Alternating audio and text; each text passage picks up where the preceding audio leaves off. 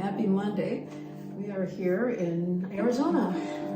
Tempe, Arizona. Yes, Tempe, Arizona, with William Eaton, great builder of some fantastic instruments. Oh, thank you. And player, and we're just going to have a little jam. Let's have a jam. Yeah.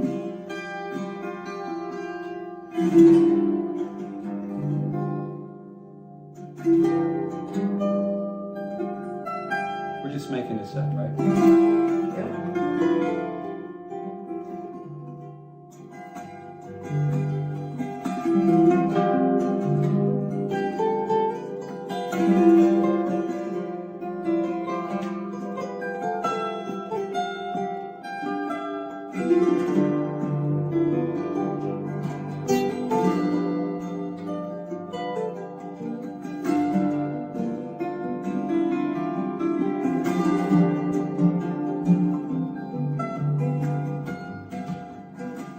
This reminds me of a song.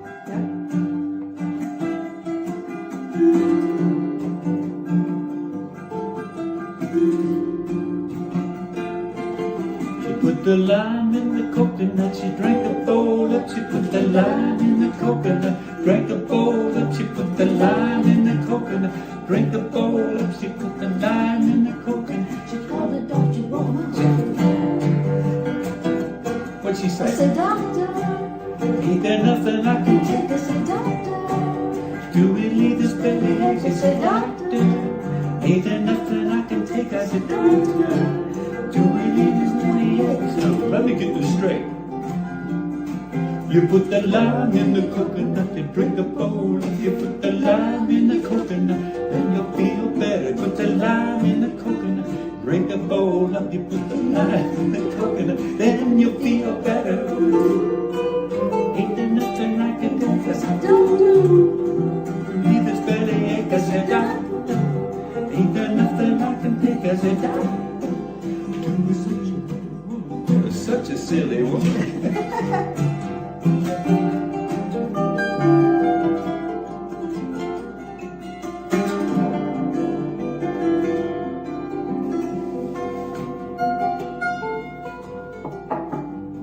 Nothing I can do, relieve this bellyache. Nothing I can take, I said, doctor, to relieve this bellyache. I said, ooh. I said, ooh. Call the doctor up.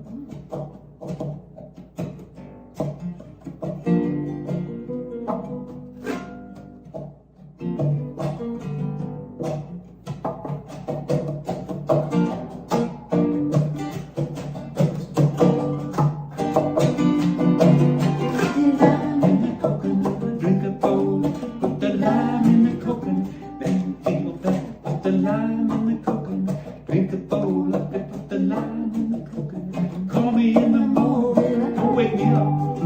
Nothing you can do. I don't think you'll wake me up. Call me in the morning.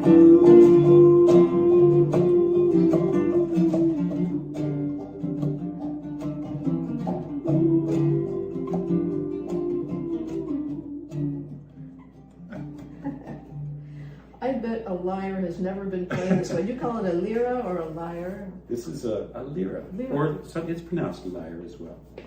An ancient instrument. And Yes. this was adapted, or the original ones were made with tortoise shells, gourds. And this shape here is reminiscent of what you'd find on an animal, the horns of an Oh, the animal. horns. So the early ones were built with a bison horn, water buffalo, ibex, different animals depending where you were on the planet. And then the shell was made from a gourd or tortoise. Oftentimes skin was stretched across. So I guess it would be hunting cultures. Hunting cultures. And thousands of years later, the Greeks made this into a famous instrument that we call the lyre or lyra. Yes. And those instruments took the iconic shape of this. And now we see. And you built this? I built this one. This is made from maple. This is burl grain maple. So, and the sound hole is quite unique. I had designed it. I book matched cut open the pieces to join them. Originally, this was going to be a spruce top, and I looked at that knot hole because I thought that'll be gone, no problem. I love the wood. And I looked at the sound hole and I said, that's the sound hole. Oh, the sound hole's a knot hole. It's a knot hole, and that's exactly, I didn't even burn it, that's just what it looked like. And it's funny because on the drawings I looked at, I had circles, I had ovals, I had geometry that didn't fit with the organic feel of the instrument. But when I saw the sound hole, the knot hole, and this rather than using a natural gourd, it's just tiered like a topographical map to build up the cavity shape for the lyra. And I noticed as you were playing it, it's really tuned to a chord, and it's not in order. No, this is.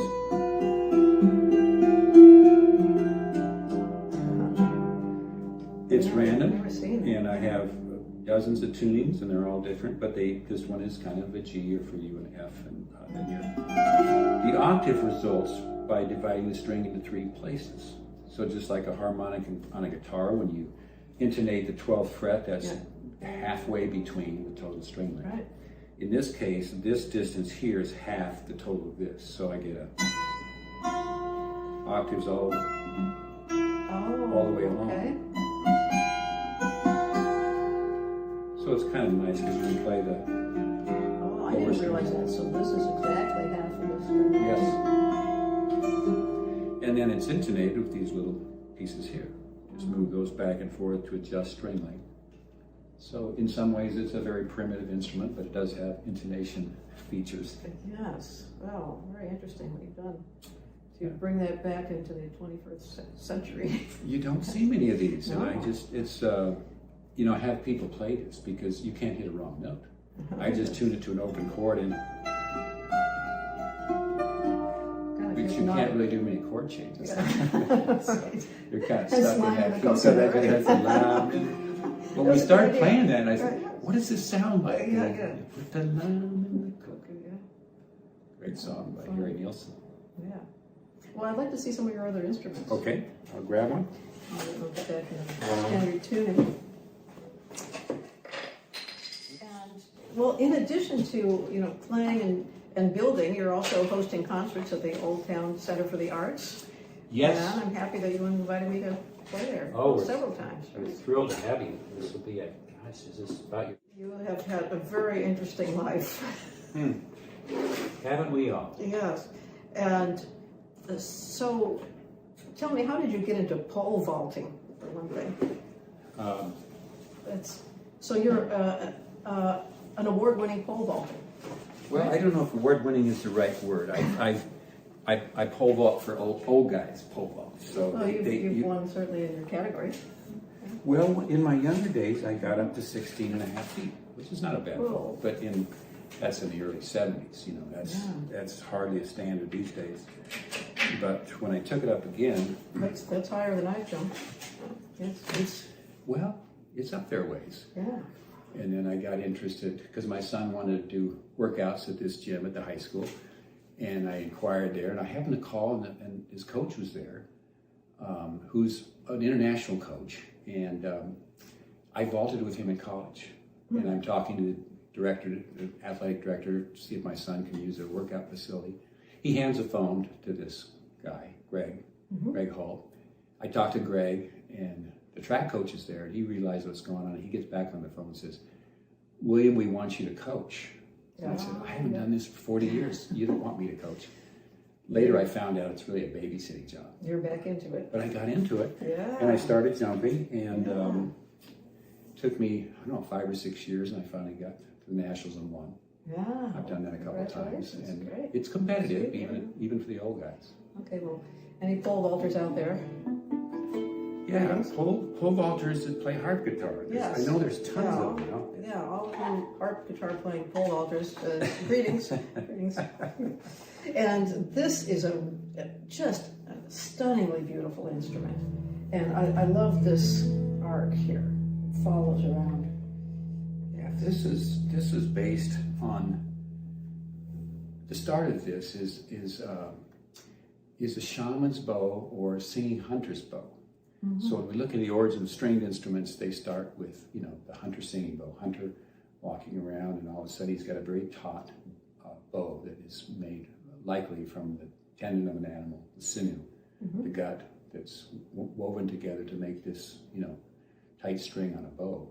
And of course, when you do that, you get a sound. And it's likely that this hunter put a bow on a hollow log and played it and said, wow, how's that sound? Because when you attach strings to an open cavity, that's how you get a harp guitar. So that's what occurred, and I'm interested in the history, tens of thousands of years, and how does that translate today? Well, I used that shape, and I overlaid that on kind of a guitar shape, and then this lyra is reminiscent of the instrument I played, so I call it a lyra harp guitar. Yeah. And so you have the high pitches and harp strings, and then the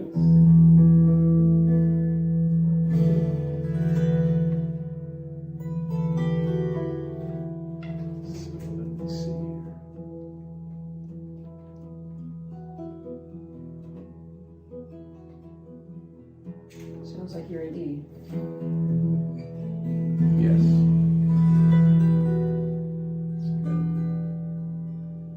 Where does that put you? Let me see. That's good key. Well, why don't we try something on this one? Okay, so some hunter-gatherer too. This would be a hunter-gathering song for sure. Well, let's see, what would the rhythm be? Because when you're hunting, you get into a rhythm.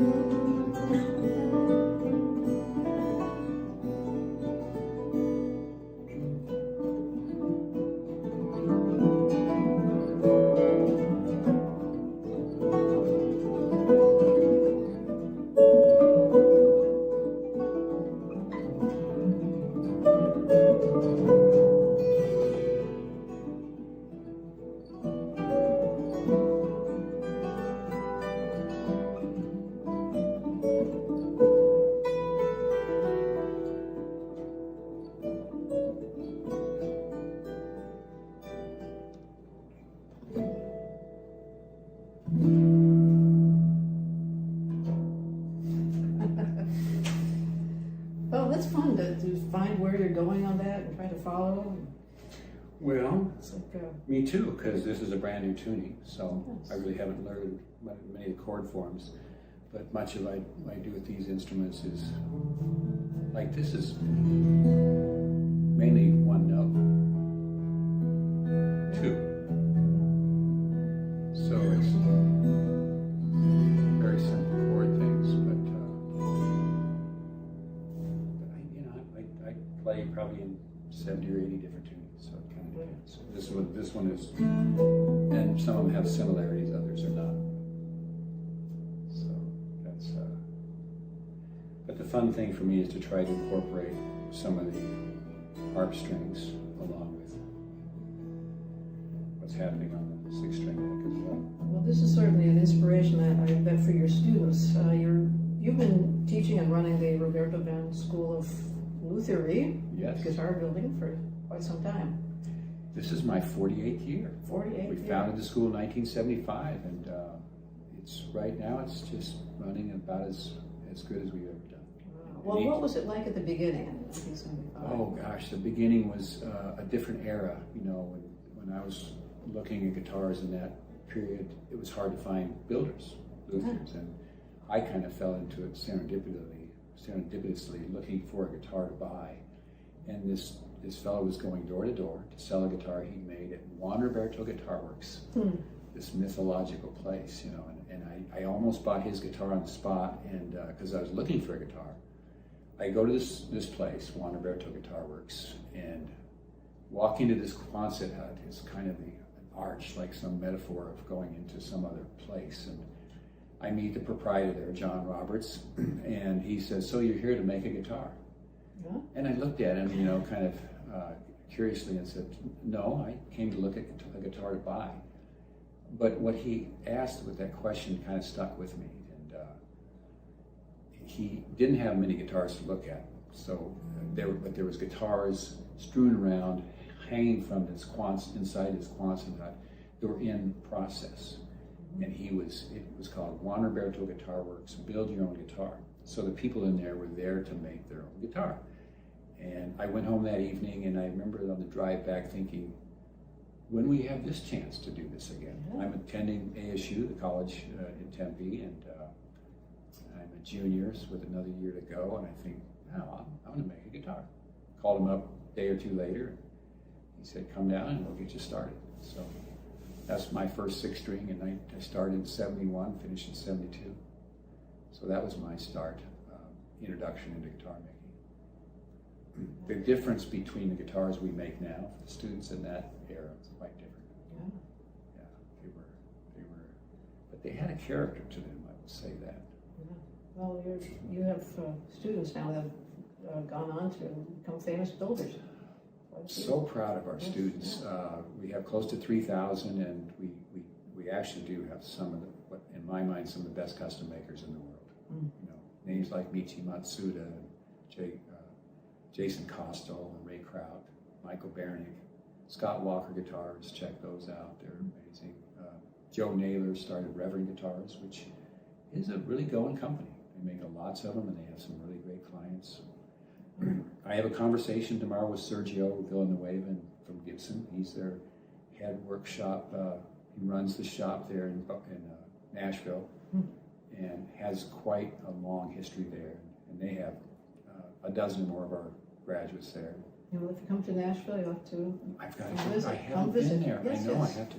I've been to Collings Guitars several times, and their director of the building project in Collings is one of our graduates, Steve Mel. You have an electric harp guitar, and I I think that's what you were playing for the harp guitar gathering one year. You were playing that. Yeah. I may have. Yeah, I brought different ones each time. I have a double neck harp guitar that took to one of those, and so it's fun to bring different instruments to that, because there's quite a variety, as you know. This is Mike Doolin guitar. I'm a big fan of Mike's work. It's a beautiful instrument, and he's really an awesome builder. Yes, yeah. And an awesome player. He's a very good musician as well. Yeah, I'm really happy with mine. Yeah. Well, I could grab that. Yeah, go ahead, grab Okay. that. Do you need help with that? No? Okay. Just unplug this one. Yeah. I tend to play in Arizona about once a year, I think, and Florida every February also, if you know anyone in Florida, you know. And let's see, and California happens sometimes a couple times a year, generally in January, and it looks like it'll be in September also this year, doing our California Swing in September, and hopefully a little Paris trip. We'll see. Waiting to see if some things come through there. And you're probably pretty busy running the school and doing your concert series, so I would imagine that you don't get a lot of traveling in between everything that you're doing there. Comes and goes. I'll be going to Southern California here in a couple of weeks, and then we have a number of concerts in Arizona. These ones, well, this instrument will be playing in a couple of weeks with two other gentlemen that play the electric harp guitar. I built this one as a prototype, and then a few of my guys at the shop helped me make three others. And Anthony Mazzella, voted as one of the top 10 guitarists in the world by Guitar One magazine. He's quite an excellent guitar player. He plays one that fits you, Jenkins. And it's interesting because the scale on these is a long scale. It's kind of like your harp guitar is a shorter scale. So anything if to match your scale, I'd be coming up a whole step. Oh, I see. And for this guitar, to match this guitar, you'd have to, it's down, like standard E on a guitar is standard D on this guitar. So a whole step down. Let's see here. Yeah, so I can just flip these tuning levers here and be up a half step. So that I can match you. If we had a mixing engineer. Yes. Because I hope I'm not playing too loud for what you're doing. No. You can be engaged. You can play as loud as you want, I can match. Okay. I'll find you. Okay. Sounds very gentle. Wow. Amazing instrument. So you've got your trebles both places, both on the top and the bottom. Like. These are kind of mid-range, so And then, yeah, I have some bass. And then yeah. And you can do a whammy, but I have to be standing up to this.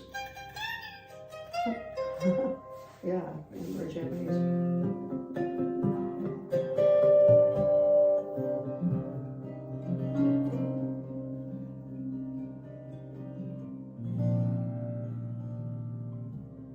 I'll just try to find you wherever you are.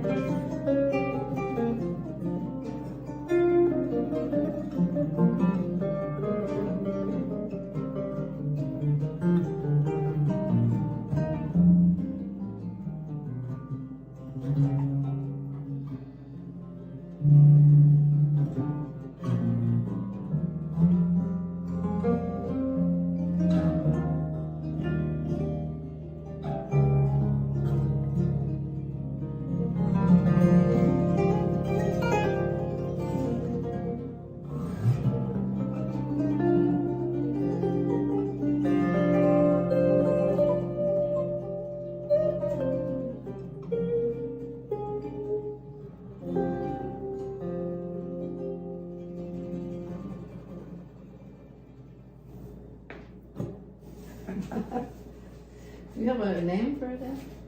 The song, that's called Seven Canyons. Seven Canyons. I mean, it was improvised in and out of that song. Yes. Right. You did lovely on it. Oh, thank you. Brilliant. I was listening more to you than what I was. Oh, that was just I kept getting lost. Where am I making the going? canyons go in a different direction. Yes. You're going to Sedona tomorrow. Yes. You can go to Bay Canyon, Oh. Boynton Canyon, Longest Canyon, Secret Canyon. There's 7 of them. And each one is a beautiful hike. I was commissioned to write a piece for the Sedona Chamber music group up there in Sedona for their 25th anniversary, which featured the Amadeus Trio.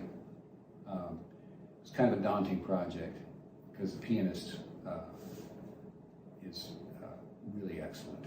Mm-hmm. And the cellist and the violinist, really great. And he had a Stradivarius. He pulls out a Stradivarius, the guitar version. I think there's only a few of them in the world, and he has one. So it's fun to work. Well, with we should say so long, and maybe we'll jam a little bit more. Yes, Okay. absolutely. We can. So thank you. And if people want to find out more about you, more about the school, where do they go? Roberto Venn School of Lutherie. If you do a search for Guitar Making School in Phoenix, you'll find us, but that's our title, Roberto Venn School of Lutherie. And my name is William Eaton, and if you put in a search for William Eaton and guitar, you'll see some quite other instruments, different instruments that I made. Each one is a one of a kind. So Yeah, it's just incredible. thanks for having me on Well, this thank you. program. Thank you. I enjoyed it very much. All right.